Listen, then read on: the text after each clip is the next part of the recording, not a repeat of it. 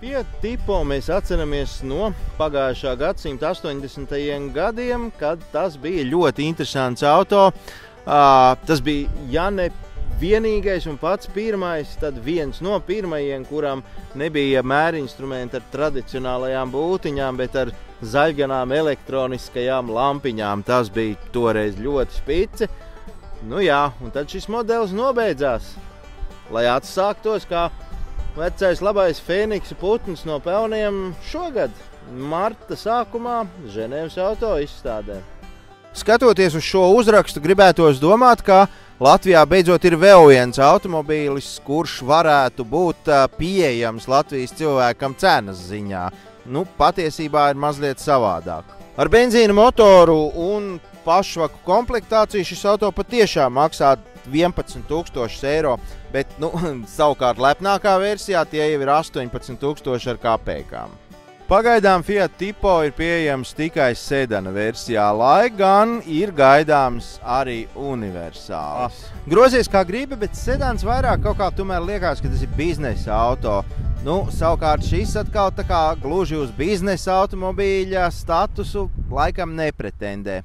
Te viss izskatās patiešām smuki. 1,6 litru benzīna dzinējs, taču gribētos jau laikam to dīzelīti, kurš arī ir pieejams šim modelim. Visgalvenokārt jau ekonomijas dēļ. Ražotāji sasolījuši, ka šis te patērē apmēram 8,5 litrus benzīna uz 100 km pilsētā. Tā tas arī ir, taču ne tikai pilsētā. Principā tas ir vidējais degvielas patēriņš. Kopā ar 5 pakāpju automātisko ātrumu kārbu šis 1,6 litru benzīna dzinējs rūc ļoti jauki, kad pātrinās. Lai gan arī pati dinamika nemaz nav tik traka, varbūt tās mēs jau vienkārši sākam izlept. Tas, protams, ir gaumas jautājums, bet vismaz manuprāt vizuāli Fiat Tipo izskatās ļoti labi un pat tas varētu izskata ziņā konkurēt ar krietni dārgākiem automobīļiem. Arī ar apdares materiāliem salonā nav nekāda vaina. Vietām tie ir elastīgi un klusi, cita vieta tādi, kādu pa šādu naudu varētu gaidīt. Kā jau tagad pieņemts glīts bakstāmais ekrāniņš, pavisam jauks mērinstrumentu panelis, kas ir labi pārskatāms, multifunkcionāls stūri ar daudz dažādām podziņām un tātad daudz dažādām funkcijām. Viss it kā būtu labi.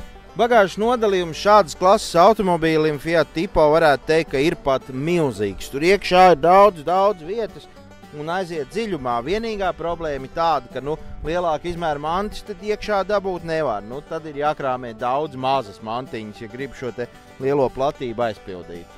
Bet tāda jau ir sedana sūtība virs zemes. Droši vien, ka pa universāli varētu būt daudz lielāka interese nekā par šo konkrēti, to jau rādīs laiks. Arī šīs auto nemaz nav tik sen tirgū, lai mēs varētu spriest par panākumiem vai zaudējumiem.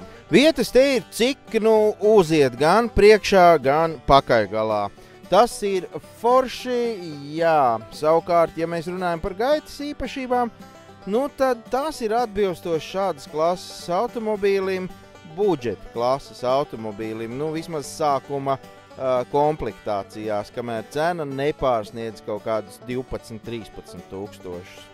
Patiesību sakot, Fiat Tipo nav tā sliktākā automobīļa izvēle no tā, kas šobrīd ir pieejams. Ja mēs gribam ekonomisku, nedārgu budžeta klases, bet jaunu automobīli, varbūt, ka ir vērts padomāt šajā virzienā.